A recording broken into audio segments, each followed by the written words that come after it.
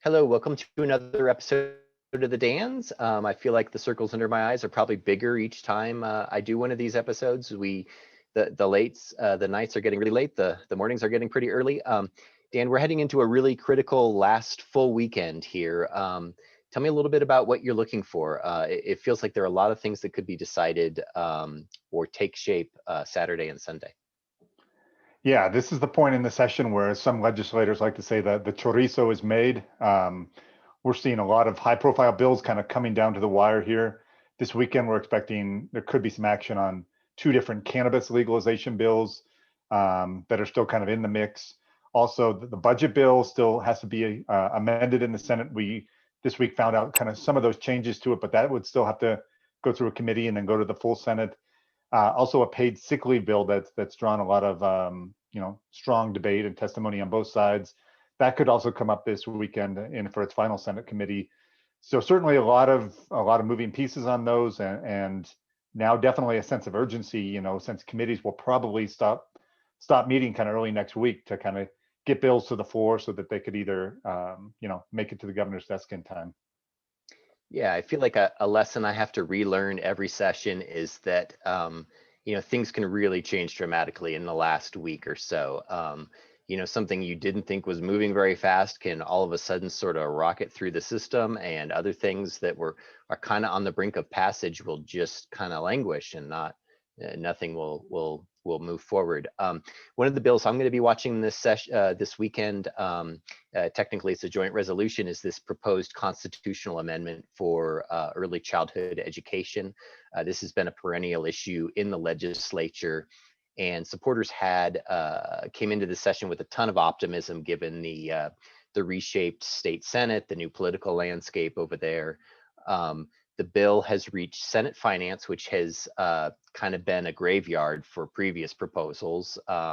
They've sometimes died without even a hearing.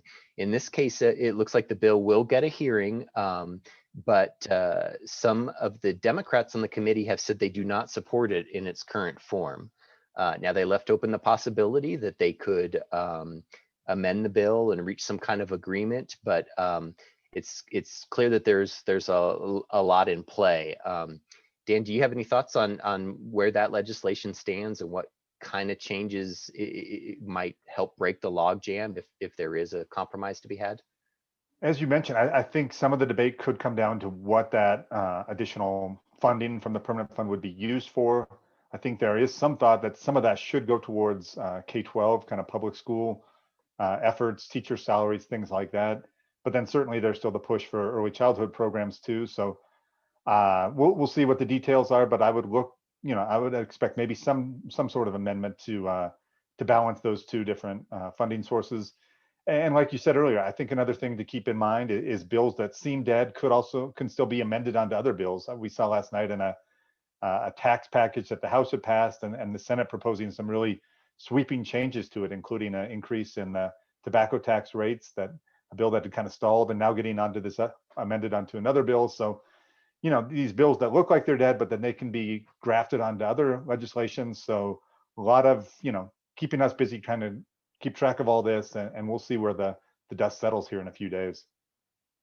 Yeah, we're heading into what could be some pretty consequential few days here.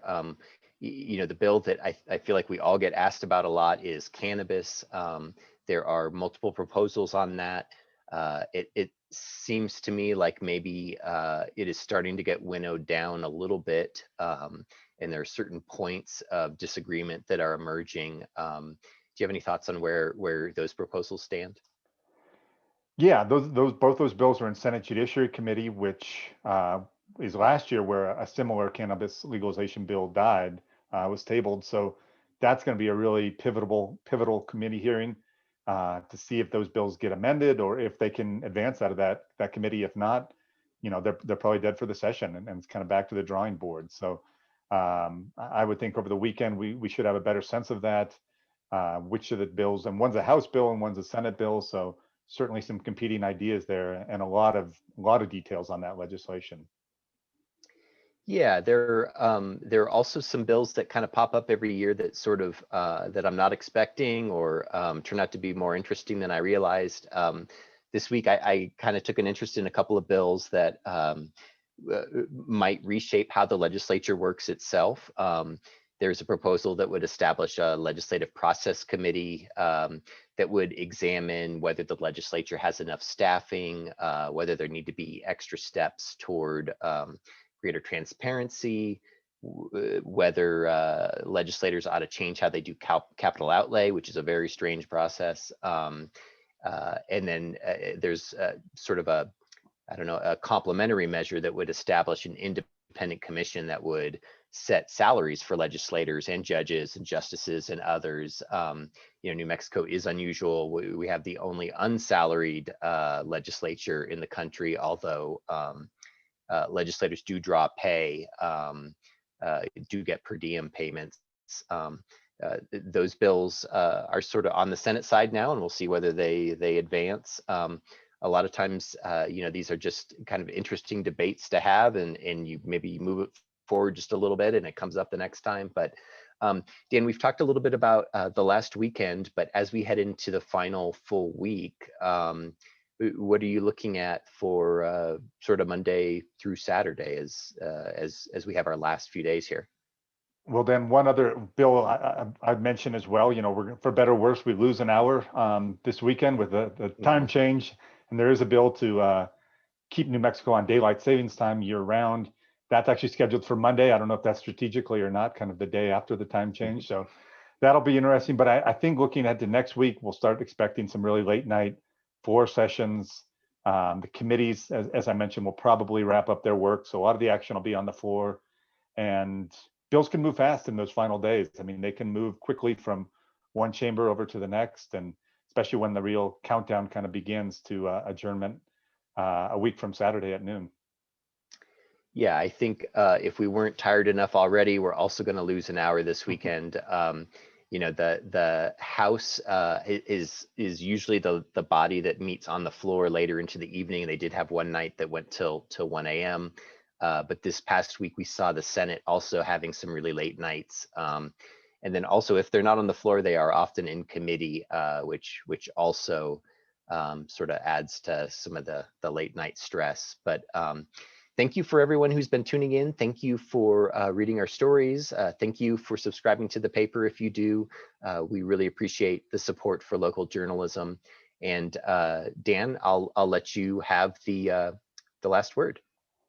Yeah, I think we're excited for the last week of the session. Looking forward in some ways to it being over, but also it's a fun time to cover just to try to keep up and see everything going on. I think got a new medical condition, a little Zoom whiplash from trying to keep up with all these different meetings, but we look forward to trying to bring you the news over the final week of this year's session.